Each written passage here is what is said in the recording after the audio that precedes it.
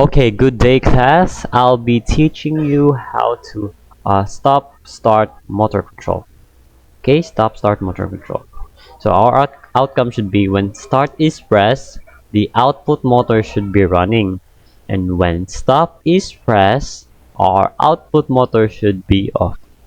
Okay, so we have two input devices here, start and stop. And our output should be one motor. Okay. So go to codices application and then you will see this tab. Okay, go to file and then create new project. Okay, press the standard project and then you can name it whatever you want. I'm just going to name it entitled 19 and then press OK. Okay, now for our device is you can choose any of this option. Okay, but I'm just going to choose the codices control Windows version 3. Okay, and then for our PLC programming it should be ladder logic. Okay, ladder logic. Okay, that's okay. So we'll see this tab at the upper left section and go to PLC programming. Okay, PLC programming. Okay, so since we have to have a two input devices, so we're going to add two contacts. Okay, one is normally closed and one is normally open. Okay, so press the negate contact and drag it here. Okay, and we're going to name it stop.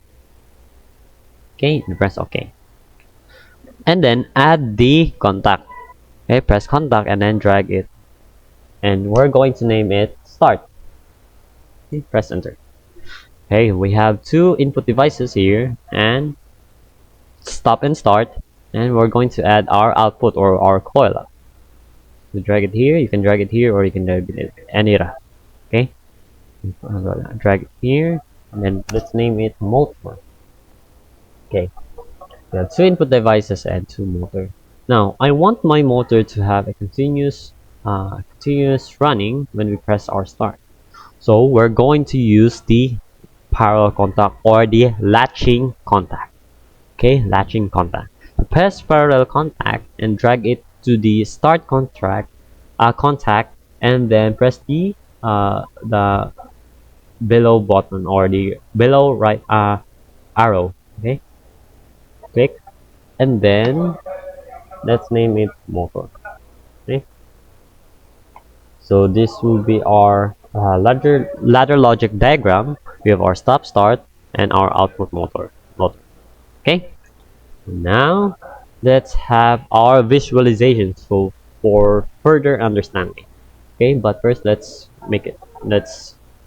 simulate first. Go to online and then simulation. Okay, you can see the simulation red. Okay, so let's go to visualization. So press application, right click and then add object and then visualization. Okay, visualization, not visualization manager but visualization. Okay, press visualization and then add. When add, okay, loading. Okay, this is our visualization tab. Okay, so we're going to add our input devices and our output devices. Now press let's go to common controls. Okay, common controls class, common controls and then button. Okay, button, so drag, click button and then drag, put it here. So since we must have two input devices, so let's add two buttons. Okay, one button and then click and then drag, click.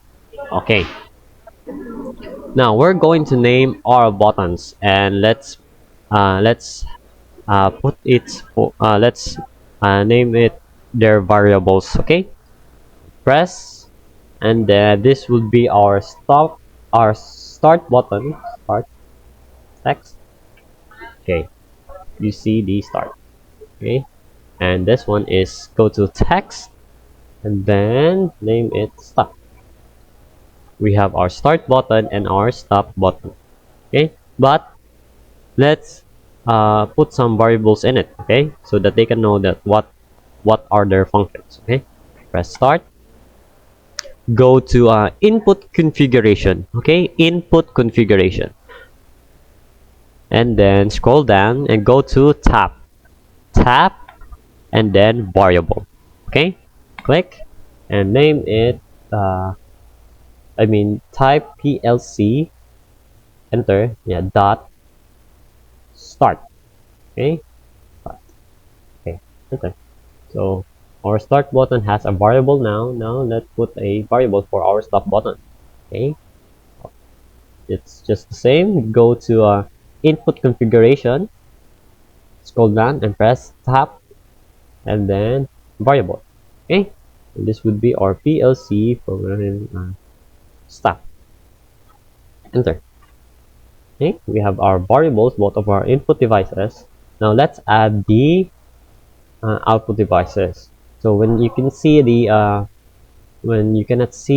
toolbox here, just press the lower right. Okay, toolbox. Okay, so since we've already have our start and stop, let's add our output, which is lamps and switches and bitmaps. Click, and then let's put our lamp. Click, and then drag. Okay, this would be our motor. Now for further understanding, let's add our text. Go to toolbox, and then go to common controls, and then text field. Okay, this is not necessary class, just for understanding Linuxia class. Okay, click and then go to text, and we're going to name it motor. Okay, we have our two input devices and our output. Okay, so we're going to add a variable for our output. Okay, click image, and then go to variable. Okay, variable, and then this would be our motor. Okay, PLC, enter, dot motor. Motor. Okay, we have a variable. So let's look at the program. It is good, and our visualization, it is good. I want to see it side by side. Okay, go to Windows, and then new vertical tab group.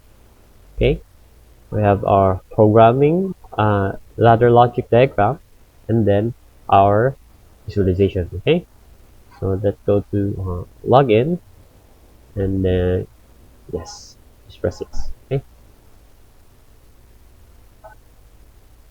okay, so the online visualization is waiting for connection. Let's press the start, and then okay, what will happen is when we press our start, there will be supply for our motor. Okay, when we press our stop, and our motor is okay. That's basically it. Motor control, stop, start, motor. Okay, start, and there will be continuous supply here for our motor, even though our start button is false. The value of our start button is false because of the latching. Okay, because of the latching. Press our stop. As you can see, the stop, it the blue color goes away, but when I release it, then there will be continuous supply because of the normal close. Okay, that's basically it. So the outcome is when start is pressed, output motor should be running. So our output motor is running, and then when we press stop, the output motor should be okay.